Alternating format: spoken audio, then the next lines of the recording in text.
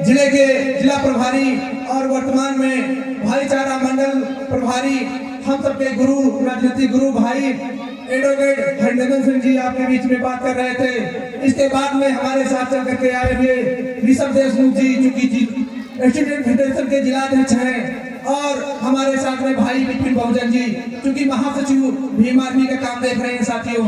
ये भीम आर्मी की टीम लगातार आपके बीच में गांव-गांव, डोर टू डोर जा करके आपको जगाने का काम करती है, आपको अधिकार आपको बताने का काम करती है साथियों। क्योंकि साथियों वर्तमान स्थिति में बहुत सारे में साथियों ने प्रकाश डाला। साथियों अभी लगातार हमारे बीच में बाबा साहब की बार बात हो रही थी कि बाबा साहब का क्या योगदान रहा। साथियों ऐसा नहीं है। बाबा साहब के पहले जब से इस देश में सिंधु घाटी सभ्यता के बाद में बहुत सारे महापुरुषों का जन्म हुआ।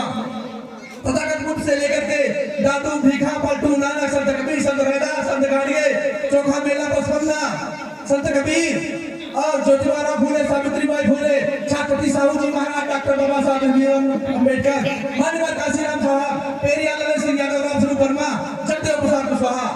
साथियों बहुत सारे महापुरुष जन्मे और उस व्यवस्था को परिवर्तन करने का काम किया। लेकिन कहीं न कहीं साथियों बाबा साहब के पहले जितने भी महापुरुष जन्मे अपने अपने मिशन में फेल रहे, और सबका उद्देश्य यही था कि इस देश की व्यवस्था को परिवर्तन किया जाए और देश में एक ऐसा विधान बनाया जाए जिससे इस देश का शोषित, पीड़ित, वंचित समाज आगे आए और अपने हक अधिकारों को जानने का काम करे और एक अच्छा सा जीवन जीने का काम करे। लेकिन कहीं न कहीं साथियों वो सब चीजें नहीं हो रही थी। साथियों समय का बहुत अभाव है, लेकिन फिर भी जब बाबा साहब जन्मे, बाबा साहब ने आपको अच्छा सा संविधान दिया। साथियों इसके बाद में हमारे बीच में माननीय काशीराम साहब का नाम आया।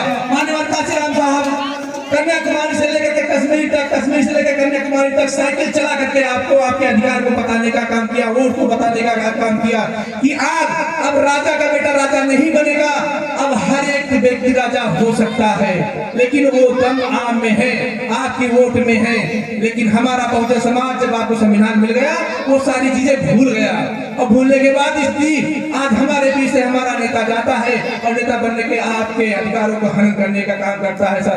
साथियों हर एक व्यक्ति मंत्री विधायक बन जाता है, पैसे लेकर आपके बीच में आता है, हमारे ऋषभ देशमुख ने बताया। लेकिन साथियों आप उस व्यक्ति को चुनिए जो पैसा न लगाए, वो पैसा खुद आपसे ले और आपसे 1 रुपया ले, 20 रुपया ले और वोट आपकी ले, फिर जाएगा वो समाज में, फिर आपका काम करेगा। साथियों ऐसे नेता को आप चुनिए। साथियों समय का अभाव है। साथियों हमारे बीच में बहुजन महापुरुष में जन्मे बाबू जगदेव प्रसाद कुशवाहा और डॉक्टर लोहिया जी जन्मे थे। डॉक्टर लोहिया जी ने नारा दिया था, सब सौ पाने बांधी गांठ, पिछड़ा पावे 100 में 60। जो अधिकार है आपके 100 में 60 का अधिकार है, 90 का अधिकार है।